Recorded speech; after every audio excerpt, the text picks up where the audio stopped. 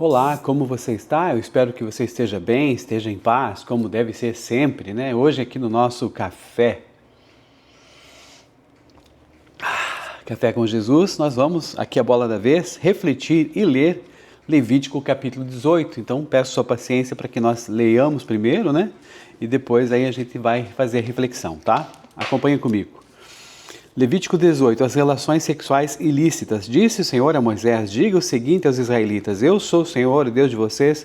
Não procedam como se procede no Egito, onde vocês moraram, nem como se procede na terra de Canaã, para onde os estou levando. Não sigam as suas práticas, pratiquem as minhas ordenanças, obedeçam aos meus decretos e sigam-nos. Eu sou o Senhor, o Deus de vocês. Obedeçam aos meus decretos e ordenanças, pois o homem que os praticar viverá por eles. Eu sou o Senhor.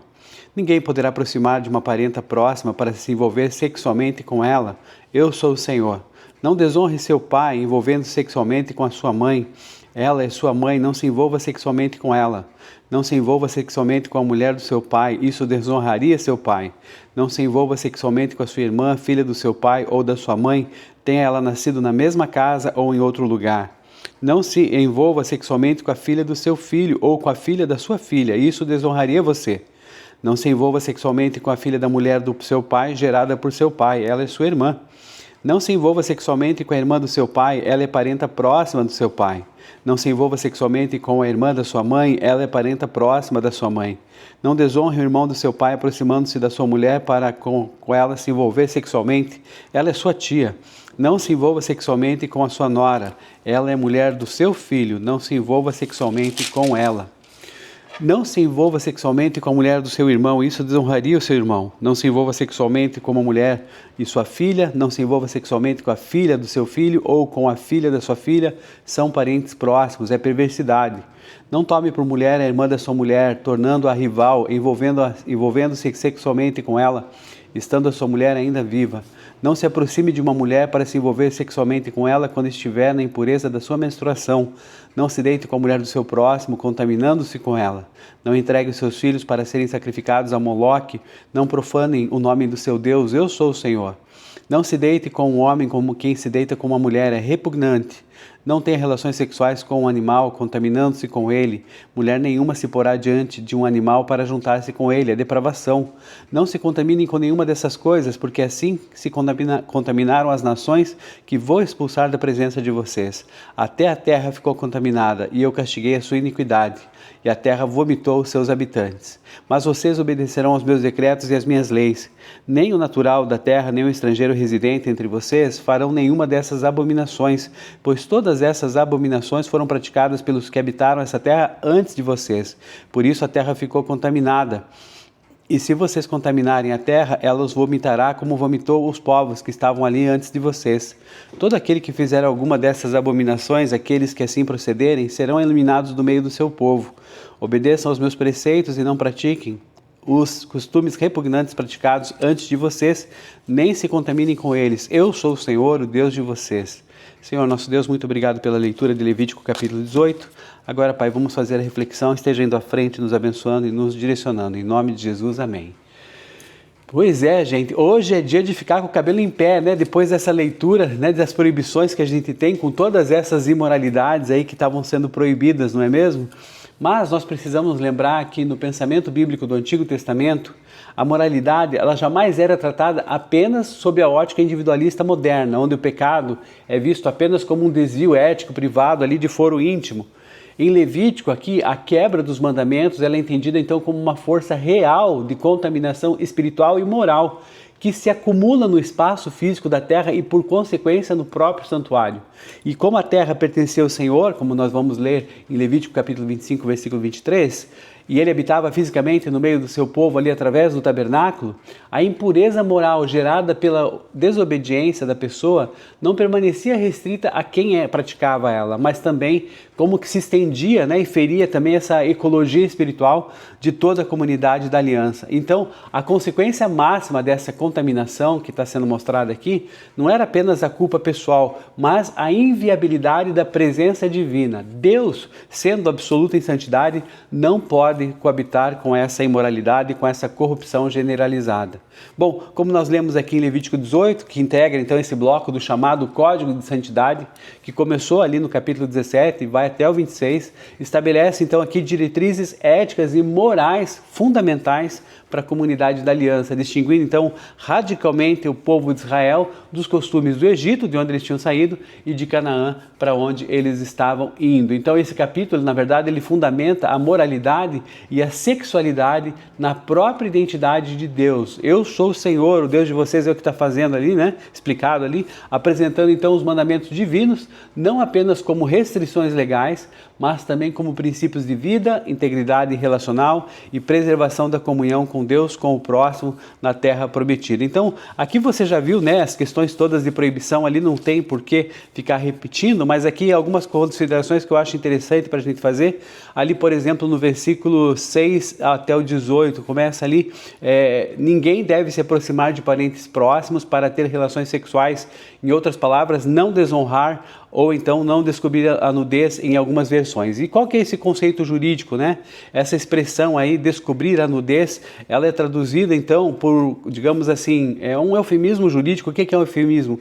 É uma suavização dessa palavra, expressão ou ideia para consumação do quê? De relações sexuais que são ilegítimas. Então, nesse sentido, a dignidade e a vulnerabilidade, a gente entende que no Antigo Oriente Próximo, expor a nudez de alguém significava tirar sua honra, desprotegê-la, violar sua dignidade, e ao proibir a invasão desse espaço no círculo familiar, a lei levítica estabelece então uma salvaguarda jurídica e ética contra o abuso de poder, né? A questão do incesto e também da exploração familiar, a exploração intrafamiliar, dentro da família, certo? Então é isso. Depois aqui a gente tem algumas outras informações também. Essa questão aqui do versículo 21, esse sacrifício a Moloque que é mencionado aqui, não entregue os seus filhos para serem sacrificados a Moloque. Não profanem o nome do seu Deus, eu sou o Senhor. Então, nesse caso, né, por que aqui o culto a Moloque aparece aqui nessas questões de leis, no meio de leis sobre sexualidade? Bom, nos cultos cananeus e fenícios daquela época, fertilidade, prostituição, abre aspas, sagrada, e esses ritos, sacrifícios rituais, eles estavam ali intimamente ligados. Olha só, o culto a Moloque exigia a consagração dos filhos pelo fogo como penhor de prosperidade e de fertilidade. E aí o texto bíblico faz um contraponto direto aqui. Enquanto esse paganismo todo aí, né, desse Moloque, aquela coisa toda desse, aspas, Deus, né, significava ali a vida dos filhos em busca de benefícios materiais, significava o sacrifício da vida dos filhos em busca de benefícios materiais. A aliança com o Senhor exigia a proteção e a consagração da família viva. Enquanto um, né, trazia a morte, Deus, no caso aqui, gostaria de trazer e queria trazer vida para a família. Então, nesse sentido, até tem aqui a questão de evidências arqueológicas. Eu até fiz questão aqui de mostrar para você, ó. Isso aqui, na verdade, o que está acontecendo? Isso aqui é o que a gente chama de tofete. O que é um tofete? É um lugar de queima, de fornalha. Parece aqui, na verdade, meio que um cemitério, né? Mas, na verdade, isso aqui foi achado, para você ter uma ideia, foi achado lá em Cartago, né? Que fica aqui no norte da África, ali na Tunísia, um tofete de Cartago. O que acontece? Esse tipo de prova arqueológica, ele revelou ali essas práticas cananeias, que influenciado, né, nesse pessoal aí, lá no Cartago, eles, milhares de urnas de cerâmica contendo restos cremados de recém-nascidos, acredite, de fetos também, bem como de pequenos animais como ovelhas e cabras, que indicavam a substituição, soterradas sob estelas volitivas, né? Estelas volitivas, ou melhor, elas são monumentos de pedra ou placas esculpidas, como nós vemos aqui as lápides, né? Vamos dizer assim, no cemitério, que foram erigidos na antiguidade como expressão pública de devoção, agradecimento e cumprimento desse voto feito para essa divindade. Então, olha só que interessante isso, né? E aí Deus querendo preservar o povo dele dessas questões todas. Bom, seguindo adiante também nós temos aqui nos versículos 25 e 28 essa expressão da terra que vomitou os antigos moradores e faria o mesmo com Israel, caso o povo adotasse as mesmas práticas pagãs. O que está acontecendo aqui nesse caso? Veja só, a terra como esse organismo vivo aí que reage ao pecado. Então, a linguagem dessa terra que vomita, né, essa expressão aqui que está usando, vomita os habitantes ali, é uma das personificações mais fortes do livro de Levíticos que a gente está lendo e também do Pentateuco, né, dos 5 livros aqui. De qualquer maneira, a cosmologia ética vai o seguinte, ela mostra que a imoralidade ela não era vista apenas como um pecado individual, como nós já falamos, ou privado, mas como uma força poluente, como se fosse alastrando, né, com impacto ecológico e comunitário ali. Como a terra pertencia a Deus, como nós veremos aqui em Levítico 25, quando a aliança moral era quebrada, o próprio solo estava como que rejeitando a permanência dos seus moradores. Então, quando as abominações atingiam o limite, a própria terra, incapaz de suportar o peso da profanação, vomitava, né, os seus habitantes como um mecanismo de purificação ali, e a glória de Deus se afastava. Então, guardar a pureza moral individual era um ato vital de preservação comunitária, cujo objetivo era garantir que o Senhor continuasse habitando e caminhando no meio do seu povo. Que interessante, né?